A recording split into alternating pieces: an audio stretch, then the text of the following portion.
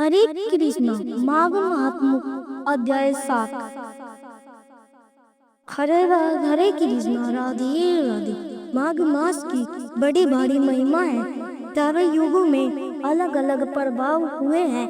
किसी युग में दान का प्रभाव था, किसी युग में प्रभाव किसी युग का प्रभाव था, किसी युग में सत्य का प्रभाव था, लेकिन माघ मास के स्नान का प्रभाव चारों युगों में था। इसलिए माह के इस पावन महीने में शुभ कर्म अधिक से अधिक करके पुण्य अर्जित करते रहो। बहुत पावन महीना है, ऐसे खाली मत जाने देना। और आप पर श्री कृष्ण की साक्षात कृपा है, तभी आप यह मार्ग सुन रहे हो। अब हम यह अध्याय प्रारंभ करेंगे। सबसे पहले श्री हरि विष्णु महाराज की जय और अपने गुरुदेव को याद करेंगे, और फिर माघ महात्म का सप्तम अध्याय सुनेंगे। जय गणेश जय गणवंदन, कृपया सिंधु भगवान वाहन दीजिए ज्ञान बुद्धि वरदान। बोलो गणेश महाराज की जय। गुरु अनंत तक जानिए, गुरु की ओर ना छोड़, गुरु प्रकाश का पुंज हे निशा का बाद खोल। बोलो गुरु महाराज की जय। कल हमने माघ माह के अध्याय 6 में दत्तात्रेय जी द्वारा वर्णित कुंडल और विकुल नाम के बाह्य की कथा का श्रवण किया था। मृत्यु के पश्चात कुंडल को नरक और विकुंडल को स्वर्ग की प्राप्ति हुई, जिस पर यमदूत उसे बताते हैं कि उसे स्वर्ग प्राप्ति अनजाने में किए हुए सिर्फ 2 दिन के माघ मास इसे सिर्फ 2 दिन के महा स्नान की वजह से हुई है। इस पर भी कुंडल यमदूत से कर्मों की गद पूछता है। अब आगे गए विकुंडल द्वारा की गए प्रश्नों को सुनकर यमदूत कहने लगा, हे विकुंडल, तुमने बड़ा ही सुंदर प्रश्न किया है। यद्यपि मैं पराधीन हूँ, फिर भी तुम्हारे इसमें वर्ष अपनी बुद्धि के अनुसार बतलाता हूँ। जो प्राणी काया वाचा और मनसा के कभी दूसरों को दुख नहीं देते, वे यमलोक में नहीं जाते। काया मतलब शरीर से, वाचा मतलब वाणी से, बोलने से, और मनसा मतलब सोच के विचारों से। मानसिक रूप में हमें अपने से कायिक मतलब शरीर से किए कर्मों का फल नहीं मिलता, बल्कि हमें अपने वाचिक मतलब मुंह से किए हुए कर्म और मानसिक यानी सिर्फ सोचने से किए हुए कर्मों का फल भी मिलता है। ठीक है, तो ध्यान रखिए, आप ये मत सोचिए कि आप किसी को हाथ से मारोगे तभी आपको पाप लगेगा। अगर आप किसी के बारे में गलत सोच रहे हैं तो भी आपको पाप लगेगा। अब आगे की कथा। यमदूत ने आगे क्या कहा, किसी भी प्रकार की हिंसा करने वाले वेद यज्ञ तप और दान से भी उत्तम गति को नहीं प्राप्त होते। ऋषियों ने अहिंसा को सबसे बड़ा धर्म तप और दान बताया है। जो मनुष्य जल या पृथ्वी पर रहने वाले जीवों को अपने भोजन के लिए मारते हैं, वे कालसूत्र नामक नरक में पड़ते हैं। यहाँ नॉनवेज खाने वालों की बात हो रही है, और वहाँ पर अपना मांस खाते हैं और रक्त पी पान करते हैं तथा पीत की कीचड़ में उनको कीड़े काटते हैं। दूसरे जन्म में वो हिंसक जन्म से अंधे, काने, कुबड़े, लूले, लंगड़े, दरिद्र और अंगहीन होते हैं। इसी कारण इस लोक तथा परलोक में सुख की इच्छा करने वाले को काया वाचा तथा मन में दूसरों को द्रोह नहीं करना चाहिए। जो हिंसा नहीं करते उनको किसी प्रकार का ध्यान नहीं होता। जिस तरह सीधी और टेढ़ी दोनों प्रकार की बहने वाली नदियाँ समुद्र में ही मिलती हैं, वैसे ही सब धर्म अहिंसा में ही प्रवेश कर जाते हैं। ब्रह्मचारी, गृहस्थ, वानप्रस्थ तथा यदि सभी अपने अपने धर्मों का पालन करने और जितेंद्रिय रहने से हम लोग को प्राप्त करते हैं। जो सुलास्य आदि बनाते हैं और सद पांचों यज्ञ करते हैं वे कभी यमपुरी में नहीं जाते। जो इंद्रियों के वशीभूत नहीं होते वेदवादी और नित्य ही अग्नि अर्थात हवन आदि का पूजन करते हैं वे स्वर्ग को जाते हैं। युद्ध भूमि में जो शूरवीर मारे जाते हैं वे सूर्य लोक को प्राप्त होते हैं। जो अनाथ स्त्री शरण में आए हुए तथा ब्राह्मण की रक्षा के लिए प्राण देते हैं वे कभी स्वर्ग से वापस नहीं लौटते।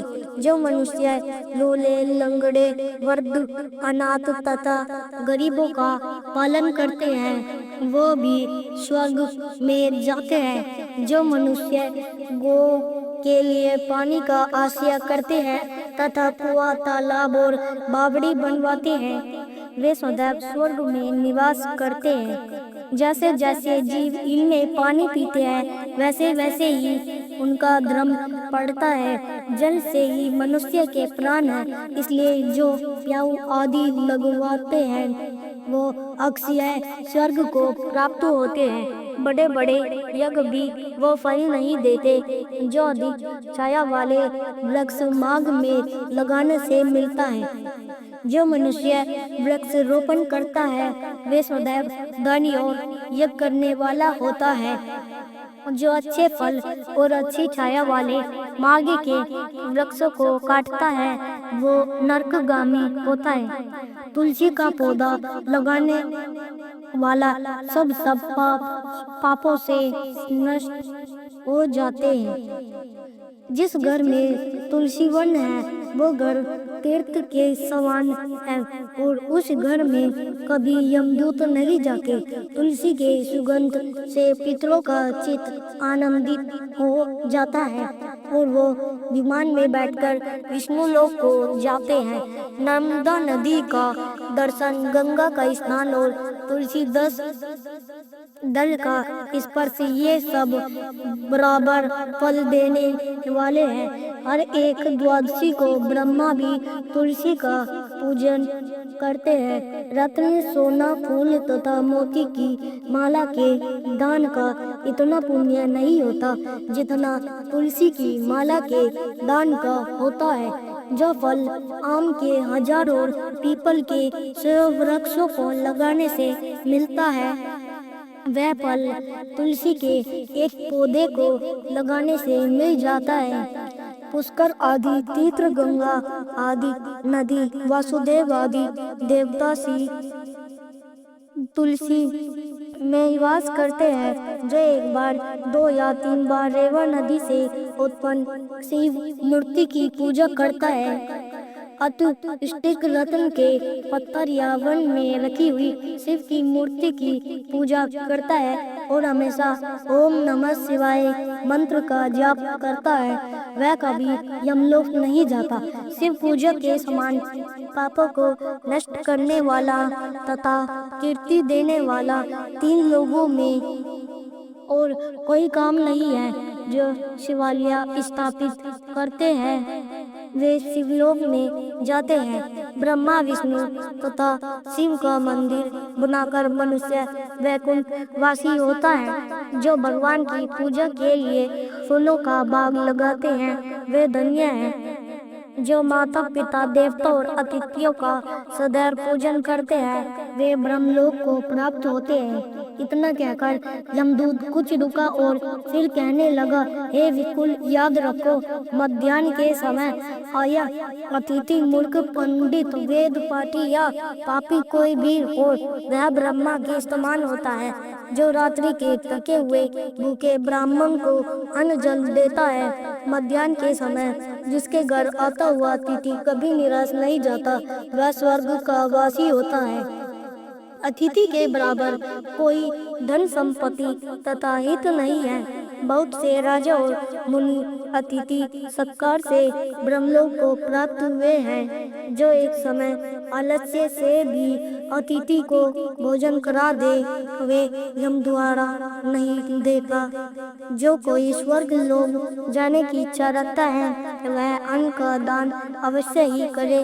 फिर दूत कहता है कि यमराज कहते हैं कि अन्न के बराबर दूसरा और कोई दान नहीं है। जो गर्मियों में जल, सर्दियों में ईंधन और सदैव अन्न का दान करते हैं वो कभी यम के दुख नहीं उठाते। जो अपने किए हुए पापों को प्रायश्चित करते हैं वो नरक को नहीं देखते और प्रायश्चित न करने वाला मनुष्य नरक में जाता है। जो काया वाचा और मन से किए हुए पापों को प्रायश्चित करता है वह देव और गंधर्व से शोभित स्वर्ग लोक को जाता है। जो नित्य ही व्रत तप तीर्थ करते हैं और जितेंद्रिय से है वो भयानक यम को नहीं देखते। नित्य स्नान करने से बड़े बड़े पाप नष्ट हो जाते हैं और मनुष्य यम को नहीं देखता। बिना स्नान पवित्रता कैसे हो सकती है। वो कभी बुरे योनि नहीं पाते न ही नरक में जाते। माघ मास में प्रातः स्नान करने वाले मनुष्य को नियम पूर्वक तिल पात्र और तिल कमल का दान करना चाहिए।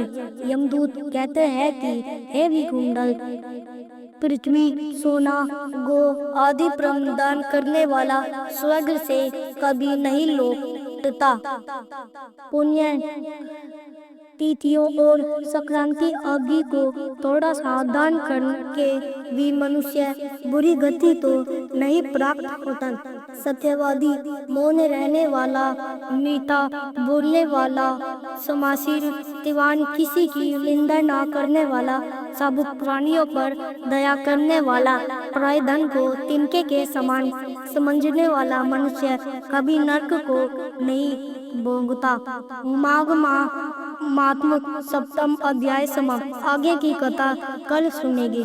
जीवन चंद भंगुर है, अभी है, अगले पल नहीं। मौत को सदा याद रखो और अपने अनमोल जीवन को व्यर्थ मत जाने दो। पृथ्वी लोक को दुखा मैथिल लोक भी कहते हैं। ना यहाँ से मुक्ति पाने का सिर्फ एक उपाय है, अधिक से अधिक नाम जाप करते रहो। भक्ति, शक्ति, मुक्ति सब मिल सकते हैं ना, इसलिए प्रेम से, मन से, भाव से, हर सांस के साथ हर समय जाप करते रहें। हरे कृष्णा हरे कृष्णा हरे राम हरे हरे। अब दोस्तों आप सुनेंगे श्री कृष्ण चालीसा।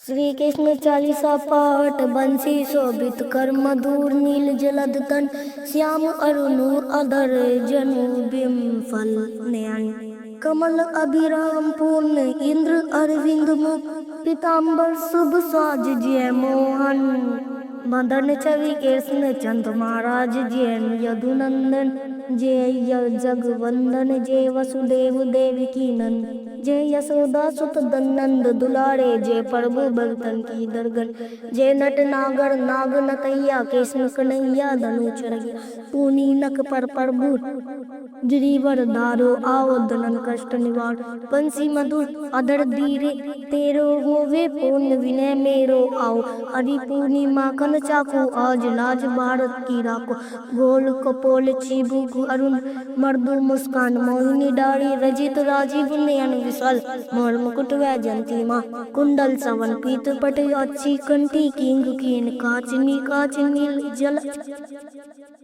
सुंदर धनुष लक सुर नर मुनि मन मोहे, मस्तक तिलक अलग घुंघराली, आओ कृष्ण बांसुरी वाले, कर पान पुत नहीं तारी, वाका बाका गसार मारी, मधुवन जलत अग्नि जब तब ज्वाला, शीतल लखन तई नंदलाला, सुरपति जब ब्रज चढ़ अरूर, साई मूसर धार वारी वर्षाई, लगत लगत वर्जित बाहु गोवर्धन, नरक धारी बचाओ लखिया सुदामन, ब्रह्म अधिका मुकुमंद 14 भुवन दिखाई, दुष्ट कंस अधिक दम मचाए, कोटि कमल जब फूल मंगाई, नाथ कली यही तुम लीन हो, चरण चिन्ह दे करी अभिलाषा, केतिक महा असुर संगा, केसों केस पकड़ी दे मारियो, मात पिता की बात छुड़ाई, उग्रसेन का राज दिलाई, मई से मर्तक छह सुत लायो, मातु देव की शोक मिटायो।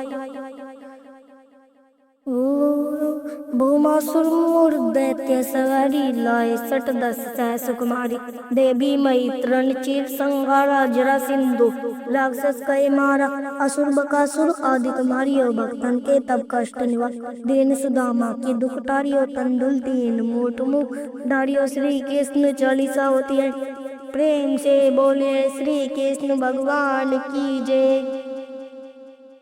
अगर वीडियो पसंद आई हो तो लाइक और सब्सक्राइब करेंगे कीजिएगा और घंटी भी जरूर बजाइएगा और अपने मित्र जनों में परिवार जनों पे ज़्यादा से ज़्यादा शेयर कीजिएगा।